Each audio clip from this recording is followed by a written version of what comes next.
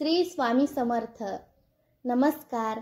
माझ्या चॅनलमध्ये तुमचे मनापासून खूप खूप स्वागत आहे. आज मी तुम्हाला सांगणार आहे महादेवाविषयी पौराणिक कथा. हिंदू धर्मात ब्रह्मा, विष्णू आणि महेश या त्रिदेवांना विशेष महत्त्व आहे. बघा, यात देवाचे देव म्हणून महेश म्हणजेच महादेवाला विशेष स्थान आहे. महादेवाला महेश, नीलकंठ, शंकर, महाकाल, भोलेनाथ अशा विविध नावांनी पूजले जाते. बघा, सोमवार हा महादेवाला समर्पित आहे. सोमवारी महादेव आणि माता पार्वतीची पूजा केल्यास सर्व संकटे आणि दुःख दूर होतात.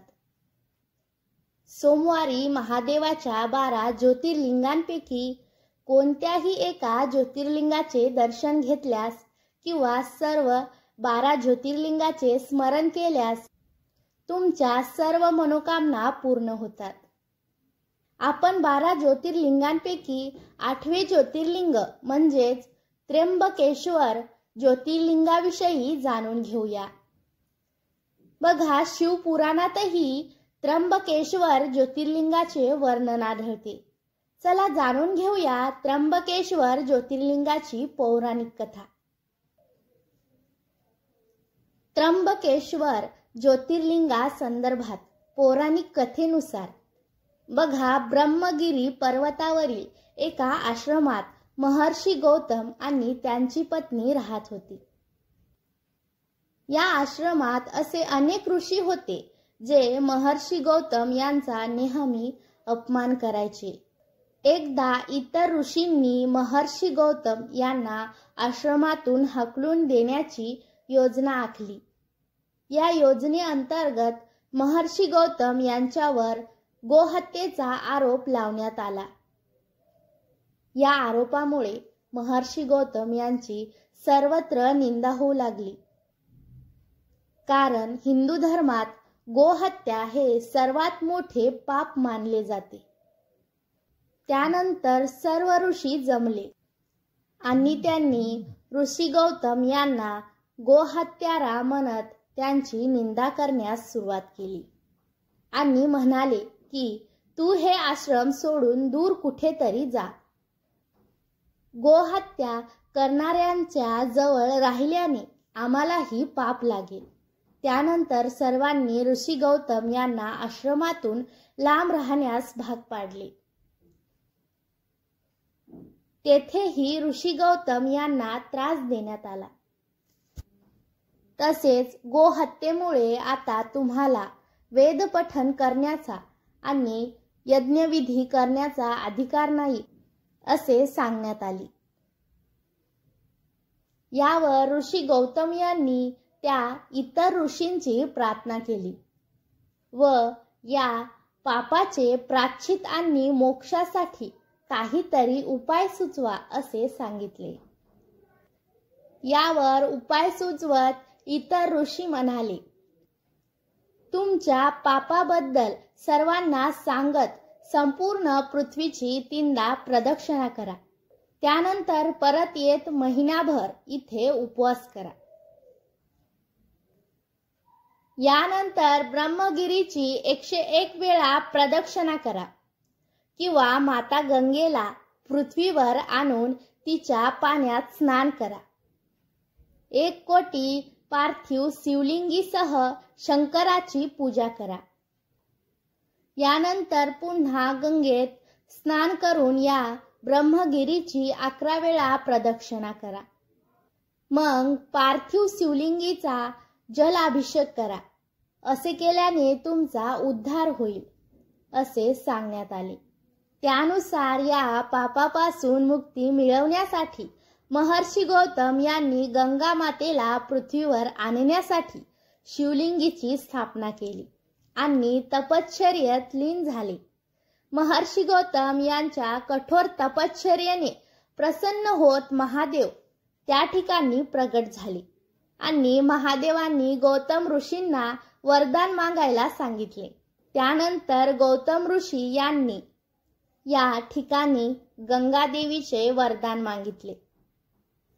पण यावर गंगा मातेने एक अट घातली की महादेव जर या ठिकाणी विराजमान झाले तरच मी येथे राहील.